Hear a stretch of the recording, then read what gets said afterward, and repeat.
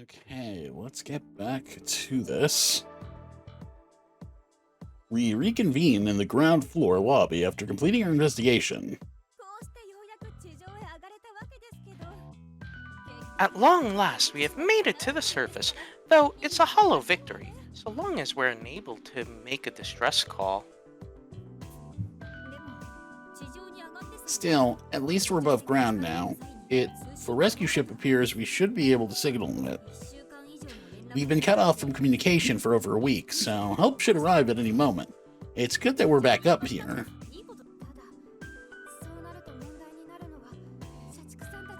There's just one problem. We still don't know how Workaholic and Renegade Detective died. It'd be a major problem if the culprit is in fact one of us. We need to find the truth before help arrives. Yeah, you're right. Let's start by getting the facts of this case in order. I suppose the greatest mystery is, who was it that triggered Renegade's caller? It required 3 D-pads to send a command to his, correct? If Workaholic was one, who were the other 2? Let's refer to whomever secretly harbors these murderous thoughts toward Renegade Detective as Judas's for now. To reiterate, the detonation necessitates 3 commands. If Workaholic sent 1, we are left with 2. Meaning there are 2 Judases apart from Workaholic, the girl said, hinting at a possibility she preferred not to consider. It's okay, Bookworm. I suspected that there were Judases among us 2 at first, but as I investigated, I realized I was wrong. No one here could have sent a command. Renegade fell for the culprit's scheme, fulfilling the secret conditions to trigger his caller.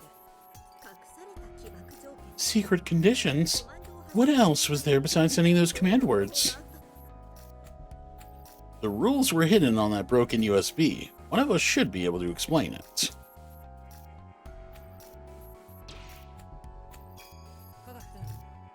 Techie, you can explain it, right? Yes, that USB was found dropped at a facility. It contains the files that were taken from that PC in the lab, the ones regarding the callers. Whoever smashed the USB hoped to destroy it, but its actual storage space is so tiny that the data was still intact after the fact.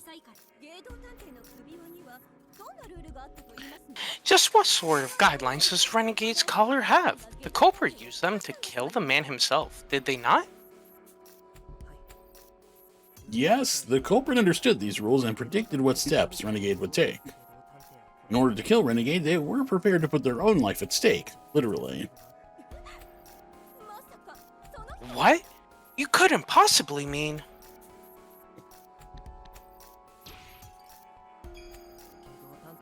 Renegade Detective's killer was Workaholic. He's both a victim and a culprit in this case. He leveraged the rules by dying to detonate Renegade Detective's caller. Oh, so it was... Okay, so that is the explanation. When I said, I get the feeling Workaholic wouldn't also work killing himself into the plan, he did because it was the requirement to kill Renegade. In which case, yeah, he totally would in that case.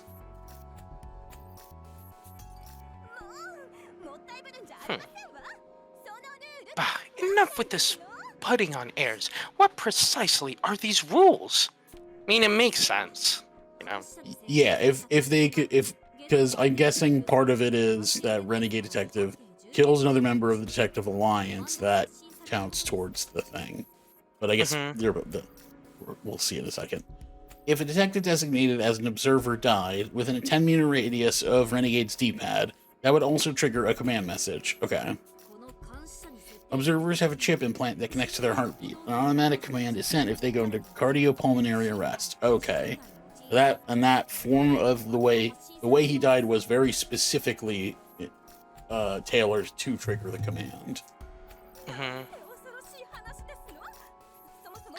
How positively ghastly. Just what are these observers anyway?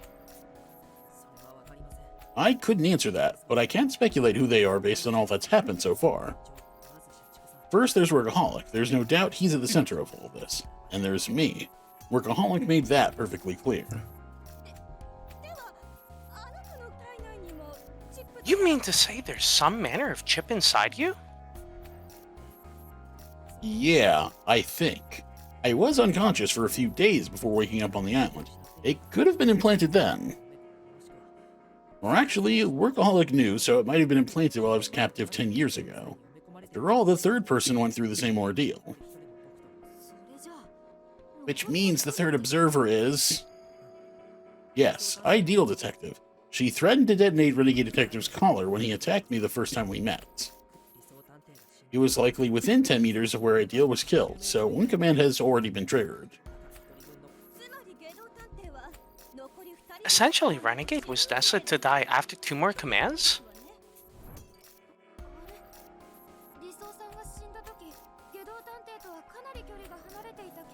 Huh? I thought Renegade Detective was pretty far back when Ideal died.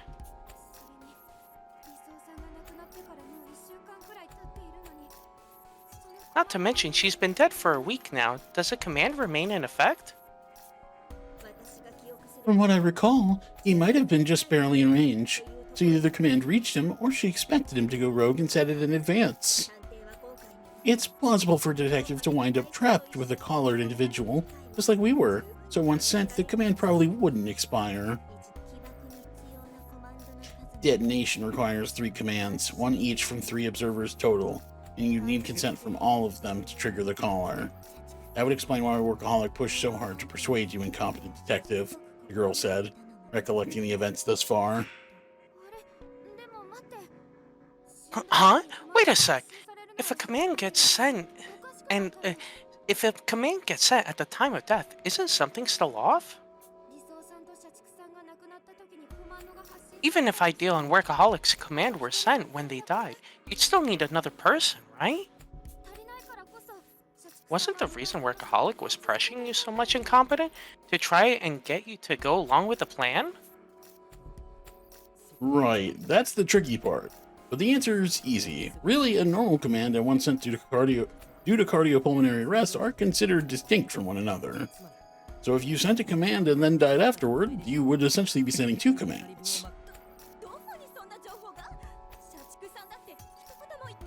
Well, where did you come across this information? I don't believe Workaholic ever spoke a single word of this.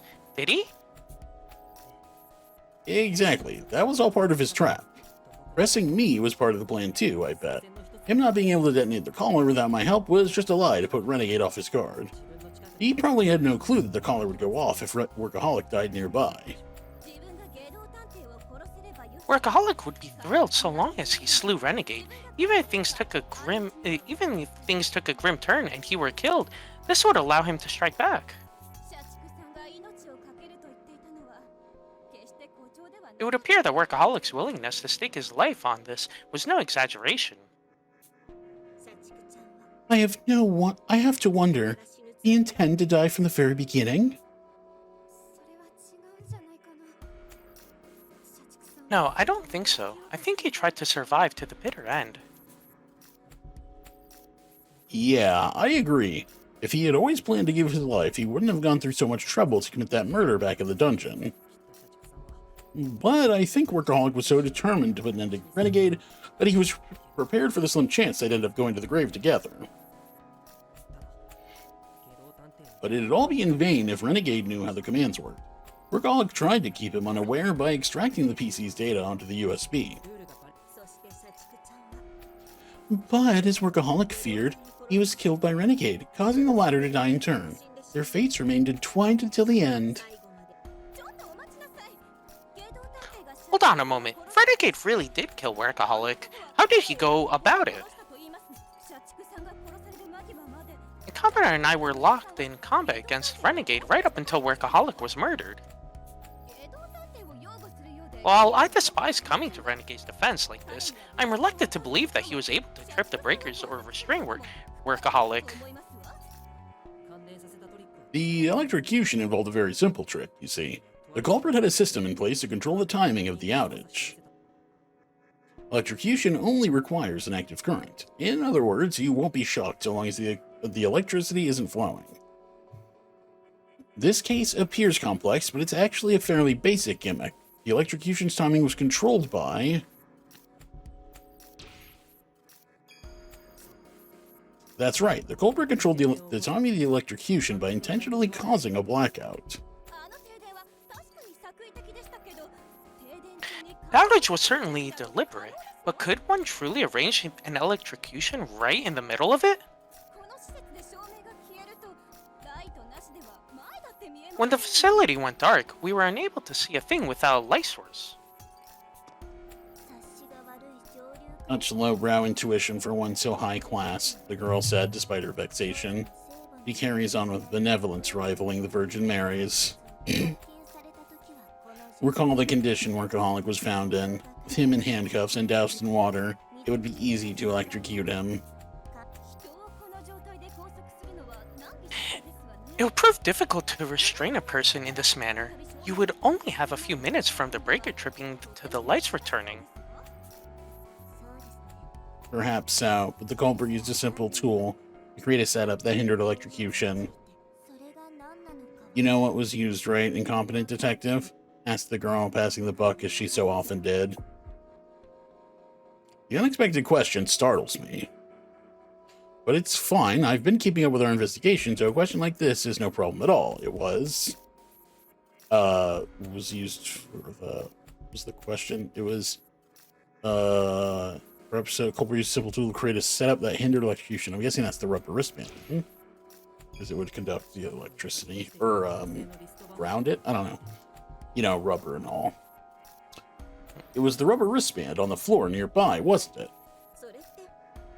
Isn't that one of those visitor bands from the lab? Workaholic used one to unlock the doors. It seems strange for it to end up on the floor of the crime scene. Obviously, it's no coincidence. This wristband was instrumental to how the culprit electrocuted Workaholic. Before the outage, Workaholic was restrained while wearing the wristband. That way, it wouldn't matter if the current was on. The band would act as an insulator, stopping the electricity from reaching him. Then, while the power was out, the culprit removed the wristband, ensuring electrocution would occur once the power returned. The current flowed for minutes before we arrived. No amount of struggling would have staved off death, the girl said, complimenting incompetence theory. But there was a blackout, remember? How did they remove the wristband in the dark?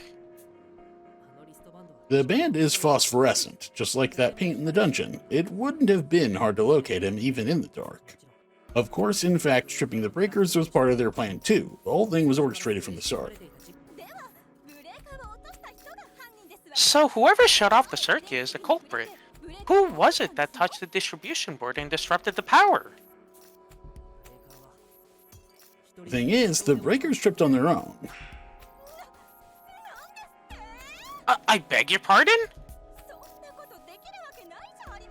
That couldn't possibly be the case. A noblewoman such as myself may be ignorant in the ways of the world. Do not take me for a fool. Actually, it is possible. In fact, the lights in here are about to go out again shortly.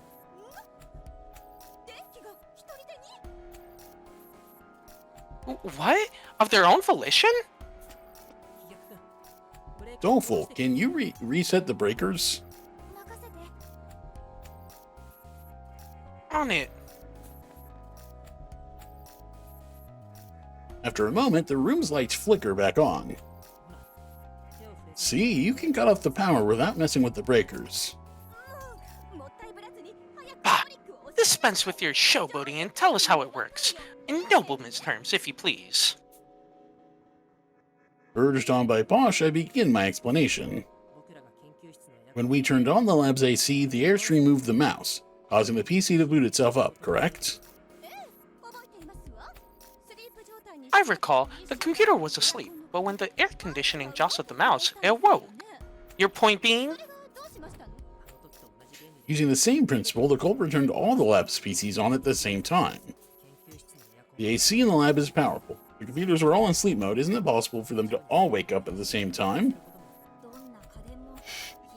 For any appliance, it's the startup that consumes the most power. Turning on that many PCs at the same time caused a spike, tripping the breakers. Also, the AC has a feature where you can set it to switch on at a certain time.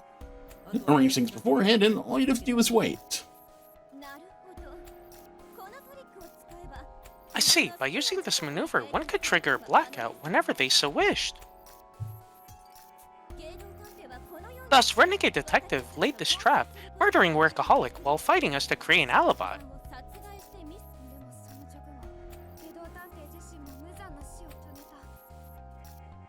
But not long after, he himself met a cruel end. What happened to Renegade Detective Incompetent? Tell us the full story. Okay, I'll go over it all from the beginning. Everything that brought about this bizarre case that occurred simultaneously on multiple floors. We presumed these cases were linked, but in truth they're completely separate events, ultimately resulting in two connected deaths. First off, Workaholic, one of the victims, sent a command so he could kill Renegade, even in the event of his own death. According to the rules, if I had also sent a command, or if Workaholic's heart stopped, Renegade's collar could detonate. Unaware of all this, Renegade Detective started to corral us and Workaholic. Given the state of the body, Renegade clashed with Workaholic and tied him up somewhere before luring us in using an announcement. Once Posh was successfully taken hostage, he began making preparations to shut off the breakers and electrocute Workaholic. It was a simple trick. He cuffed the unconscious Workaholic using the wristband as an insulator. Then he attached the wires to the cuffs. Remove the band and Workaholic would fry. All we had to do to carry out his scheme was lure her in and fight Incompetent until the breakers tripped. The appalling actions he directed at Incompetent were merely a gambit with which to divide our ranks. Ultimately, we failed to capitalize on our superior numbers, causing our efforts to be disjointed. Yeah, he had us on a string the whole time. As planned, the breaker shut off, and Renegade used that opening to slip away. From there, he hurried to where Workaholic was tied up. Located the glowing band, slipped it off Workaholic's arm, went to the distribution board, and reset the breaker. And then... With no insulation, Workaholic was helplessly electrocuted. At the same time, the power went to the fire hydrant, triggering the alarm, right? Maybe the alarm going off was a coincidence. Renegade had plenty of collars with him, right? It could be that he originally planned to lead us around by making them explode. Either way, he used that drawn-out murder method as a means of getting our attention, concluded the girl. Exactly. Just like the culprit intended, we were distracted by the alarm and slow to realize that Renegade was riding the elevator to the surface. But Renegade Detective never figured out that killing Workaholic would fulfill the conditions to trigger his collar. As a result, he himself died, creating a case built on chain reactions. Their differing goals aligned, forming a bizarre picture for us to piece together. Still, doesn't that leave the actual manner of Renegade's death in question?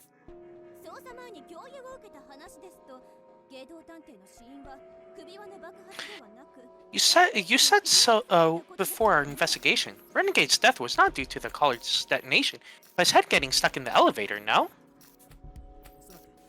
The elevator doors wouldn't budge, probably because it was broken. We had to force them apart when it arrived on this floor too, right? Renegade must have faced the same situation. I see. Having lost an arm, he used the collars to blow it open. Yeah, but he only managed to make a small gap and struggled through it. At the same time... The elevators began to move and he perished. Oddly foolish final moments for a man like him. I'm sure that even Renegade would panic then.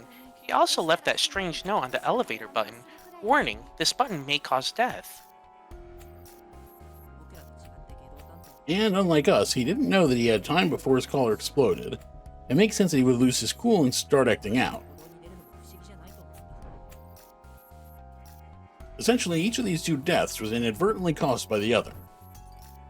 It seemed like an unsolvable double murder at first, but the perpetrator unwittingly took their own life when they killed Workaholic.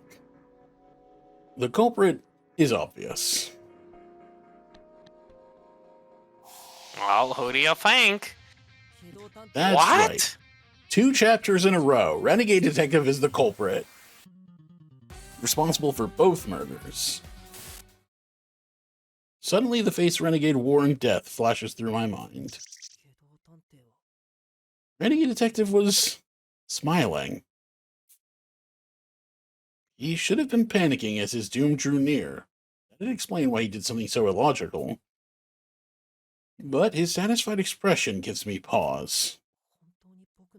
Is my theory actually right? If Renegade Detective is the culprit, this case is closed. The most suspicious person of all got what was coming to him: death. Workaholic and Renegade, their bond ended in mutual destruction. It leaves a bitter taste, but from here all we need to do is wait for help without any further mishaps. It's the best possible outcome for us. So, why am I still so uneasy? Oh, right. I realize why my concern lingers. It's my lack of faith in my own abilities. In the end, I still have no confidence. Until now, Holmes had always been there to keep me afloat. I was uncertain she'd smile and tell me it was okay. She was my courage. But now she's nowhere to be found. Not having her here makes it really hit home just how much support she gave me. Holmes, is my line of reasoning correct here? Please tell me. Show yourself to me, Holmes. Please. I just need someone to tell me I'm a good boy. It's true. Everyone needs that. Just then, sparks flare past my eyes, and my perfectly clear vision goes white.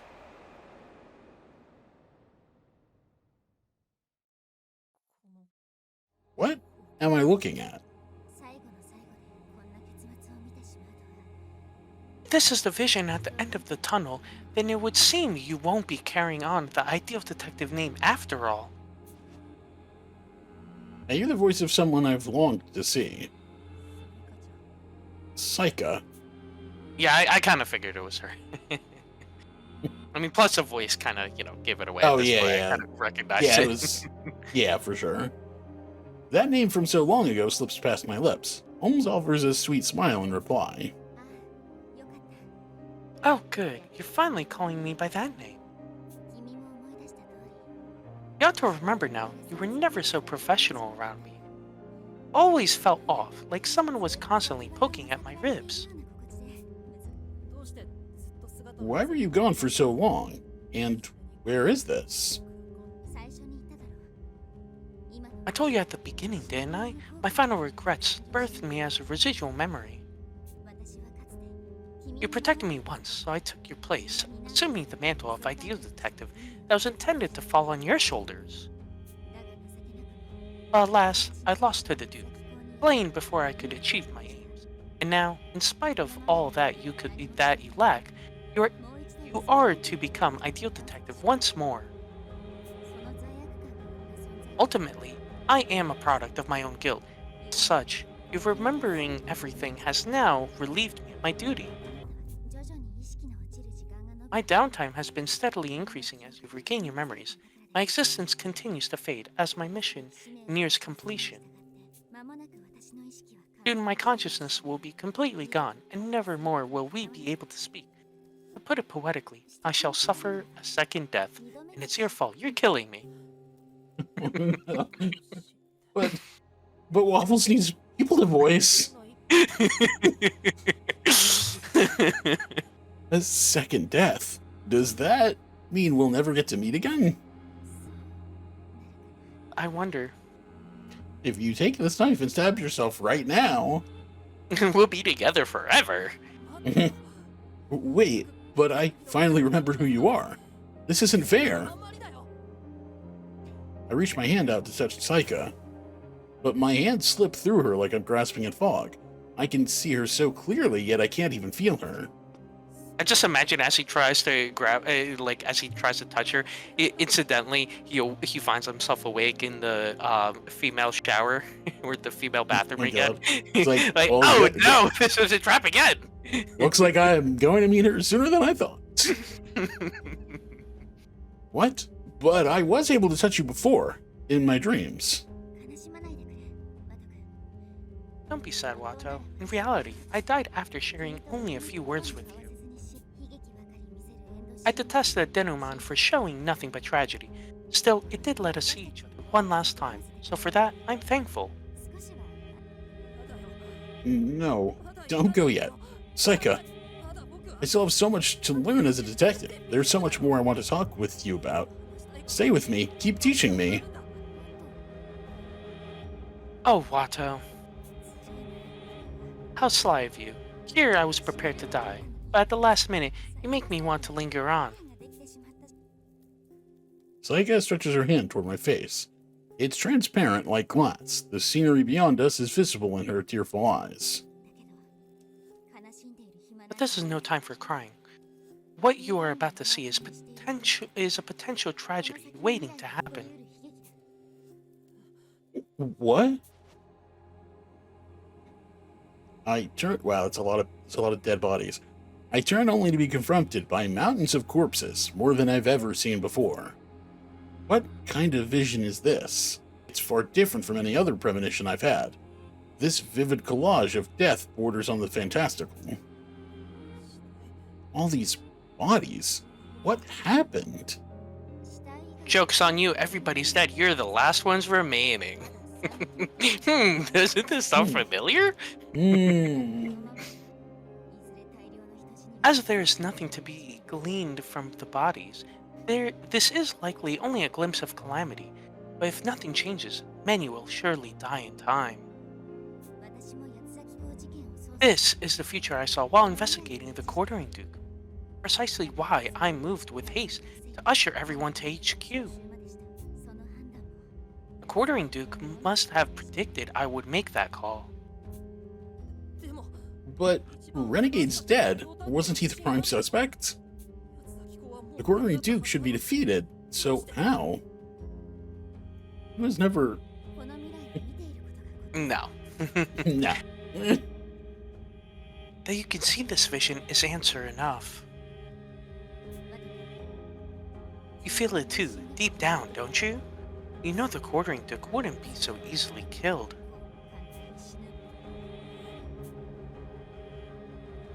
I can't argue back.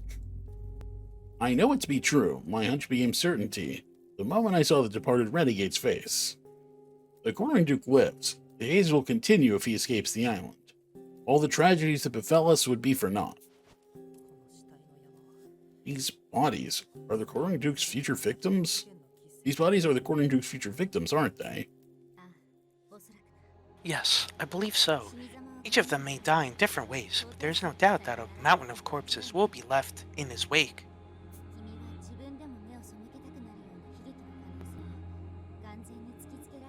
This possible tragedy has been thrust before you, the kind you may rather not even think about. Such is the denouement's biting curse. Those who possess it can never avert their eyes from tragedy. They are obligated to reverse it. There may even come a day when you'll wish you had been killed by Renegade Detective. Saika chuckles as if to intimidate me. So tell me, Watto, what will you do? Like I told you before, I can no longer help you. You would have to face the tragedies to come on your own. The kinds you've seen on Morgue would become regular events. Each day would be harsh with precious little joy. Even life as Watto Hojo would be challenging. Yet despite all that, are you still prepared to take on the role of ideal detective? I'm done. I'm out. Saika's purple eyes pierce through me. When I first arrived here, I wouldn't have been able to answer. I knew nothing back then. I had even forgotten my own past. I didn't even realize I was experiencing a reunion 10 years in the making. In fact, for all that time, I'd believed my false memories. I thought I couldn't save her. I led a carefree life that forced a cruel fate on Saika. Now that I remember it all, I can't fathom fleeing from it. I refuse to. Because above all else, there's no way I'm letting you die, Saika. Hmm? Now I see what Renegade Detective meant. In the end, I failed to protect you, Saika, and now it turns out that I'll have to watch you die again. But I refuse to let you go. Made up my mind. I'm taking responsibility for your life, including the fate you were made to bear. Are you sure? Isn't it? It isn't too late to turn back. My words, you remembered past the denouement. You could excuse it all as a delusion and return to life as he knew it, in all its normality.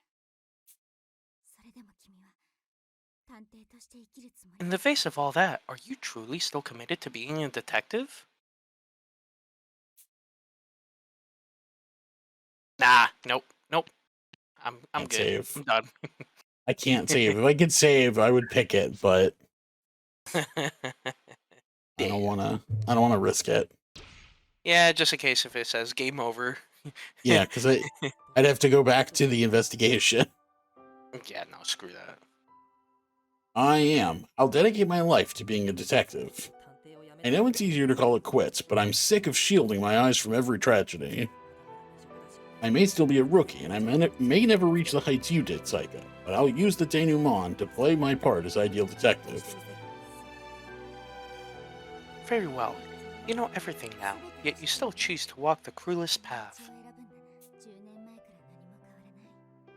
Nothing's changed in the past 10 years. You're still an utter fool, shouldering it all alone. Shouldering it all alone. Hey, Someday you'll surely come to regret this. Though I suppose warning you won't do much good. I learned long ago how stubborn you are. But that's precisely why I admire you so. Saika's body grows hazy like a fine mist. I reach out, but she still escapes my grasp. I finally caught up to her, and yet now I can't even touch her. I'll be perfectly frank, Watto. I'd hoped you wouldn't remember anything. If you hadn't, my regrets would have lingered, allowing me to stay by your side forever. That way, you'd never have to face your dark past. Though, of course, you would never wish for such a thing. So that's why you didn't tell me what happened 10 years ago. Yes, I'm quite the selfish woman, aren't I? Ultimately, I used you for my own purposes, even up to this very moment. I pray that you resent me. From the very start, I was never once the detective you so revered. As if I could ever hold that against you. You know better than anyone how hard it is to bear the title of Ideal Detective. That's why you wanted to hide my past as the original Ideal Detective and the fact that you had taken my place. Am I right? You haven't changed either. Your kind-hearted nature makes you throw yourself into the line of fire for the sake of others. I'm so sorry I couldn't remember until now. But all the same, you never stopped looking out for me, even once. So thank you, Saika. Saika's expression flickers as tears well up in her eyes. Then her face crinkles into a broad smile. And I was being so calculating too. I never hoped for any gratitude, but I'm a mess, right? I'm a right mess after hearing you say all that. The role of ideal detective is no ordinary path. It's true. You will encounter far more tragedy than what you've already witnessed. Still, given who you are, you'll be just fine. No matter what adversity befalls you, you'll find a way to reverse it, as the greatest of detectives. Saika continues to dissipate, seemingly melting into the world around her. Here's my final word of advice. As one once cast as the ideal detective, the denouement does not merely predict the future, rather, it sees all. Visit a place you've been before, and you'll likely discover something new. reflect upon the events of this past week and use your power to find the truth. That's elementary, right, Holmes? Ha ha ha, I see what he did there. It's been fun playing Legendary Detective with you, Watto. Ultimately, I failed to save Saika. By the time I remembered it all, it was far too late. Never got to repay her. That leaves only one thing left for me to do. Yes, time to strike. Oh, this is you. Yes, it's time to strike back. It's up to you. Our home is threatened by the most atrocious tragedy yet. You must reverse the case of the Quartering Duke. Right. It's a promise. I swear to pave a way and resolve the Quartering Duke incidents. I make this vow to one I cannot see, the one who is everything to me.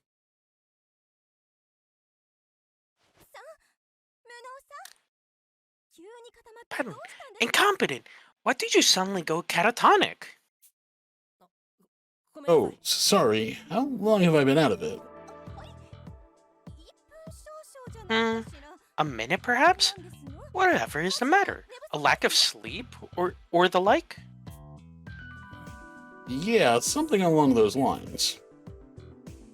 Maybe I had one of those waking dreams just now. Again, whatever it was doesn't really matter. It isn't going to change what I have to do.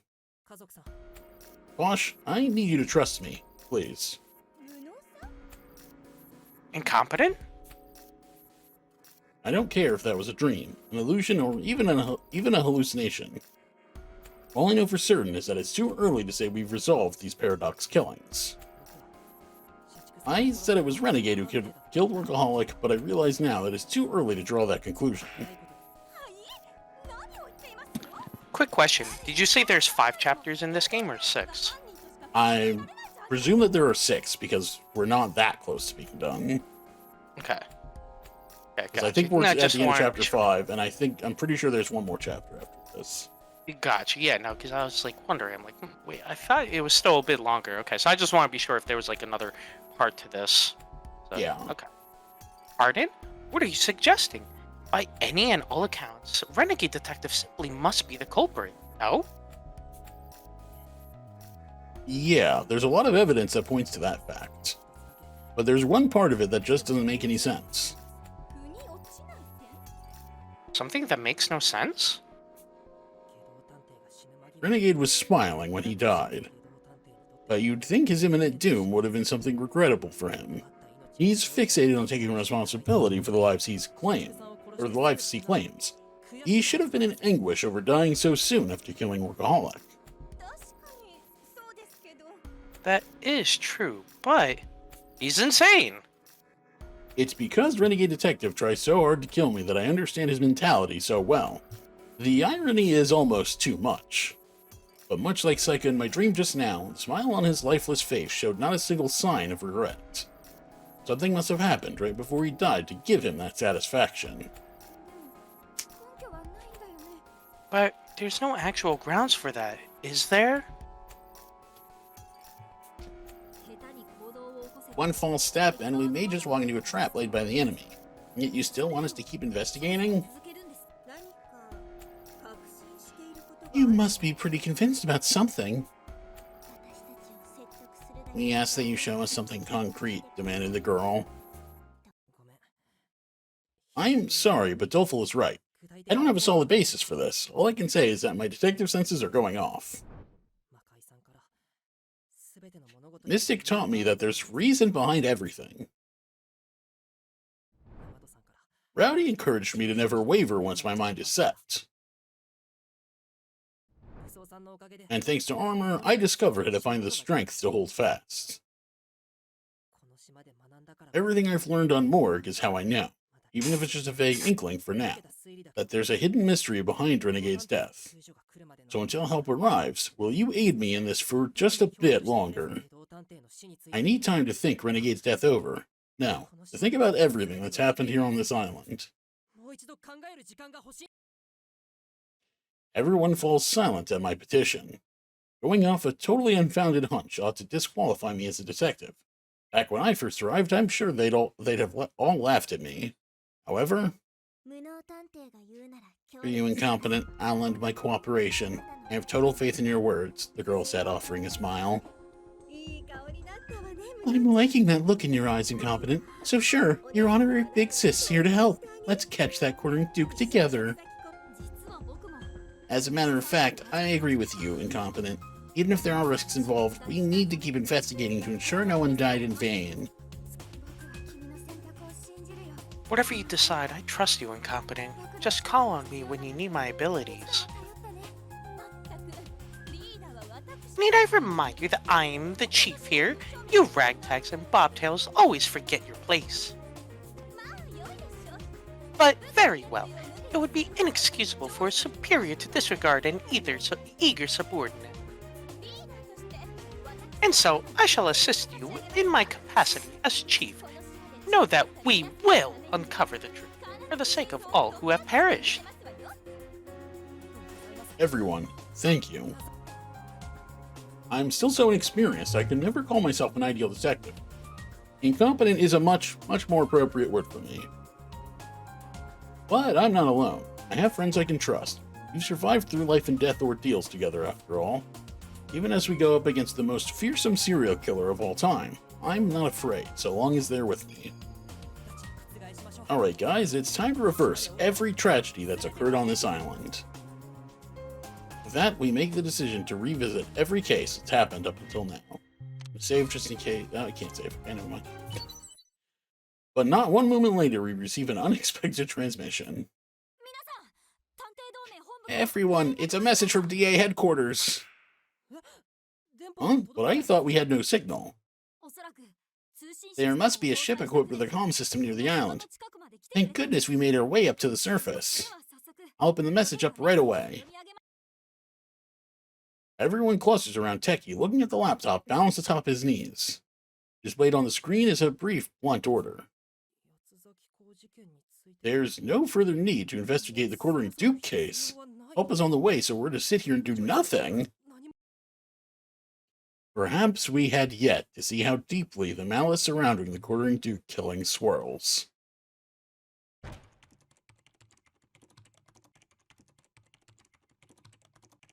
Damn. Well, that's interesting. It's convenient right after he said, "Hey, let's actually revisit everything because there's still something going on." Yeah, this is like some classic final chapter stuff where it's like, yeah, we're about to like really go through everything, and everything we discover is going to basically flip the world as we know it on its head, and you have no fucking clue what's coming. Like, at least there is no world. There is no world to save. Yep. Yeah, I'm waiting for it, man. I'm waiting for it. Yeah. So let's see. There should be.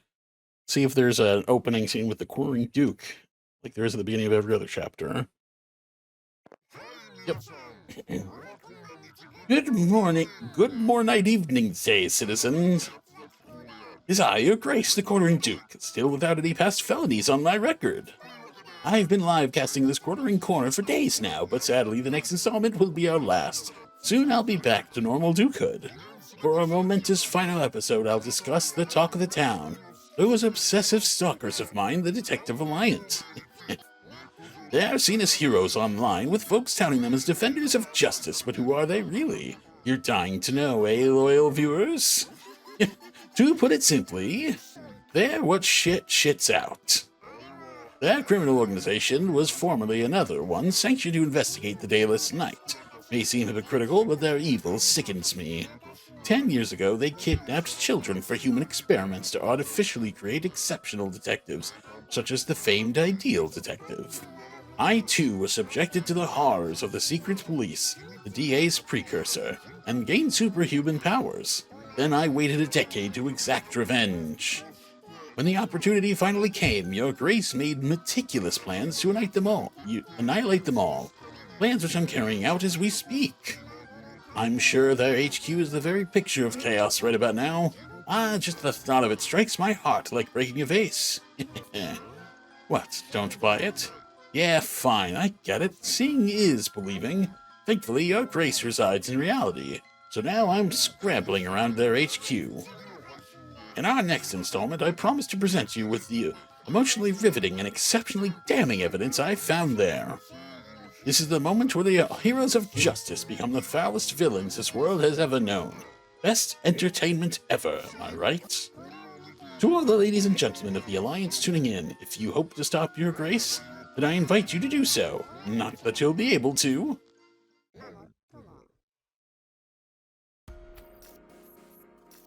We finally received word from headquarters. They urged all the detectives still remaining on the island not to investigate any further. Attached to the message is a video of the Quartering Duke's latest irreverent broadcast. I actually saw this one. Why include this video? Could this mean the Duke's on the island with us right now? It seems pretty likely. That's the most obvious reason they'd request us to stop investigating. Either that or HQ has gotten their hands on some important intel. What kind of intel exactly? What would make them go out of their way to stop us from investigating like this?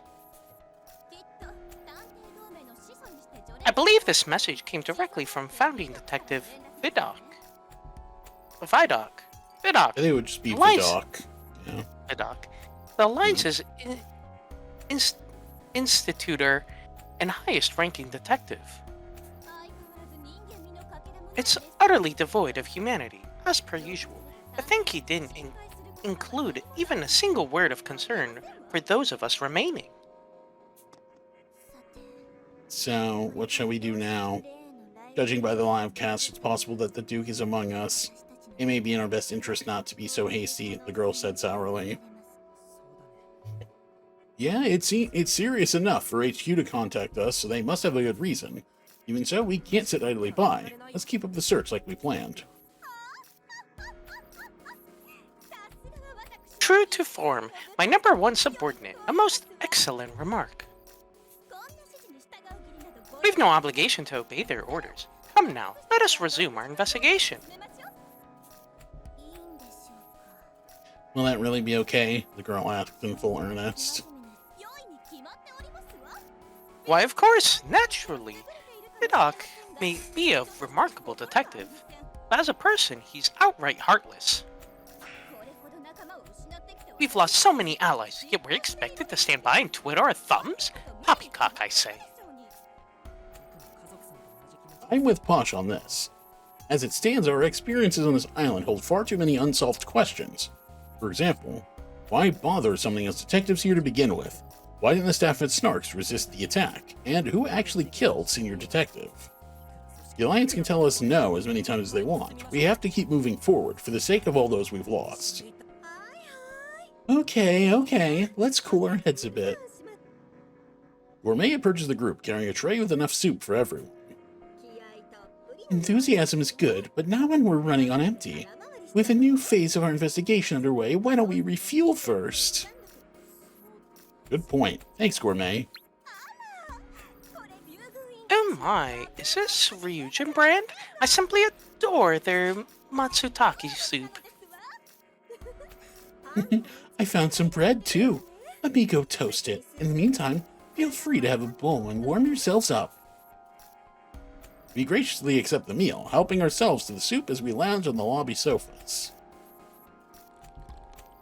The mushroom's flavor is pungent, blending in nicely with the bonito flakes and kombu broth. A pleasant feeling envelops my tired body. My mind starts wandering. Either that, or I must really be spent, the way my eyes start to droop. But then I notice the others slumped against the sofas, already sound asleep. Wait. What? Don't tell me. They were drugged. An alarm bell goes off in my head, but nonetheless, my consciousness remains unroused as my eyelids grow heavier still. Through my hazy field of vision, I spot Gourmet in the distance. I can only make out her expression, but even so, I feel an intensity about her that I've never seen before. You drugged the soup. Sorry, incompetent. This, too, is for the greater good. Those are the last words I hear before my consciousness fades to nothing. And with that, I think we should stop for now. Take a break, that is.